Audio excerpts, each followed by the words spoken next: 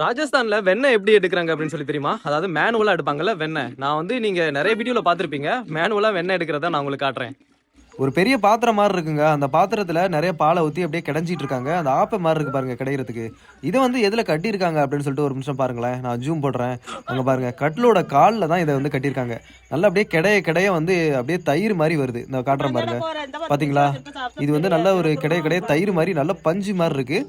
இதுக்குமே ப்ராசஸ் இருக்கு. அது எப்படி அப்படின்னா இதை வந்து நாளைக்கு காலையில சூடுபடுத்தி அதுலேருந்து தான் வெண்ணெய் வந்து இவங்க கடைஞ்சி எடுப்பாங்களாம். நல்ல ஒரு பெரிய ப்ராசஸ். ஆனால் இது வந்து கிடைக்கிறதுக்கு கிட்டத்தட்ட 40 நிமிஷம் 1 மணி நேரம் ஆகுது. பயங்கரமாக கடைஞ்சி எடுக்கிறாங்க. ஆனால் இங்கே ராஜஸ்தான் வந்தீங்க அப்படின்னா அதாவது நெய் வந்து ரொம்ப கம்மியான ரேட்டு கிடைக்குது. ஒரு லிட்டரு வந்து பார்த்தீங்கன்னா 1500 1200 அப்படி சொல்கிறாங்க.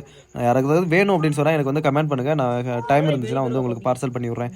அது மட்டும் இல்லாமல் இதோட ஃபுல் வீடியோவை நான் வந்து யூடியூப்பில் வந்து போடுறேன். இது நான் இந்த கிராமத்துக்கு வந்ததுக்கப்புறம் சின்ன கிளிப்பாக எடுத்திருக்கேன். ஃபுல் வீடியோ சீக்கிரமே யூடியூப்பில் வருது. அதில் வந்து பார்த்தீங்கன்னா அந்த கிராம மக்கள் வந்து எப்படி தண்ணியெல்லாம் எடுக்கிறாங்க, என்னென்ன மாதிரியெல்லாம் இவங்க வந்து லைஃப் ஸ்டைல்லாம் இருக்குது அப்படிங்கிறத அந்த வீடியோவில் காமிச்சிருப்பேன். நாளைக்கு மறுநாள் வந்து அந்த வீடியோ போட்டுடுறேன்.